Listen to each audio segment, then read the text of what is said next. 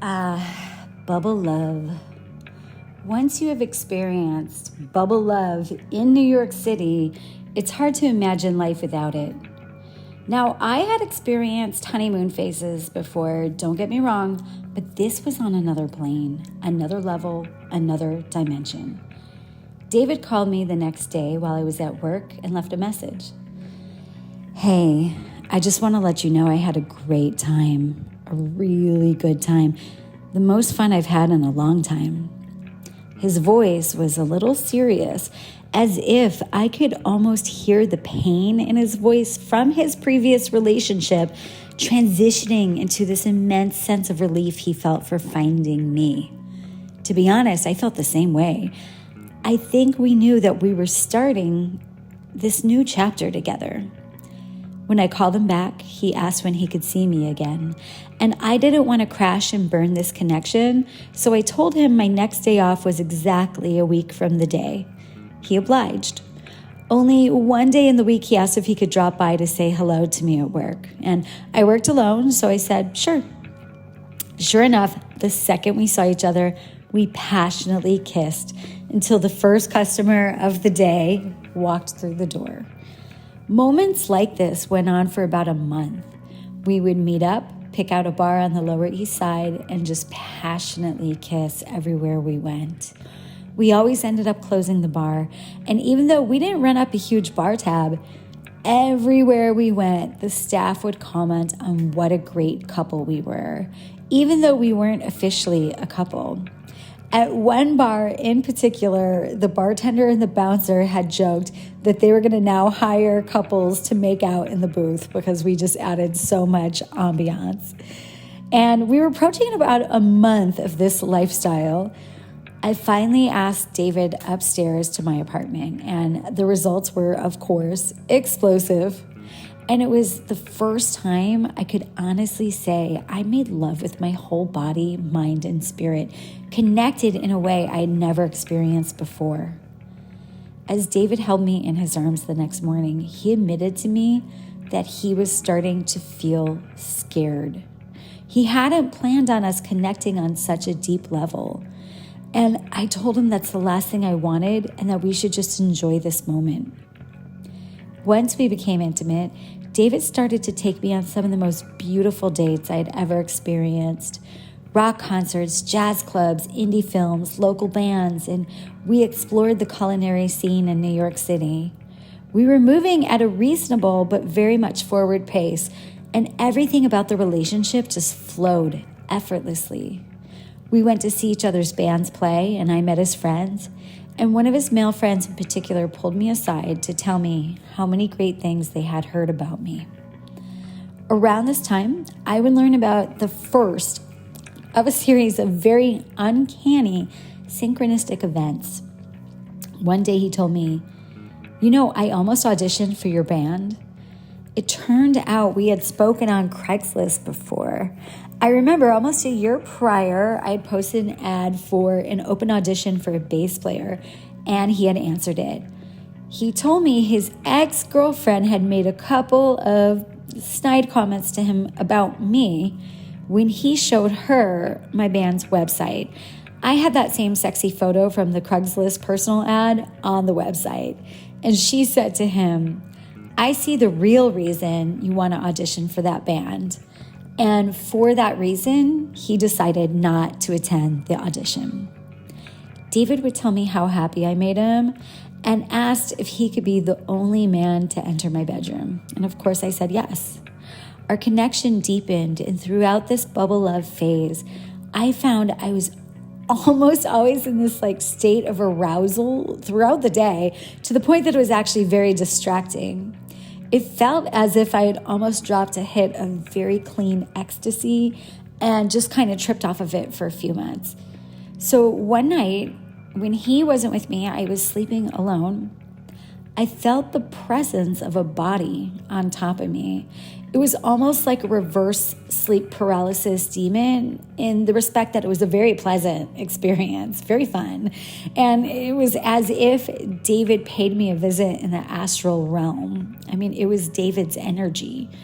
Now, I had never had an experience like this before, And I tried to chalk it up to like maybe I was dreaming. It was just some very realistic dream. And there was no way I was going to tell my friends about it. Now, today, there's a plethora of information on YouTube about astral sex, but at that time, it was unheard of in mainstream society. So I kept it tight-lipped about the experience, and I certainly did not mention it to David. This happened twice. And yet, still at this point, we were not officially a couple. People would ask us all the time if we were boyfriend-girlfriend, and I would give a coy answer. We really love spending time together, I'd say. We'd look at each other and laugh. After all, we had an agreement not to get too serious.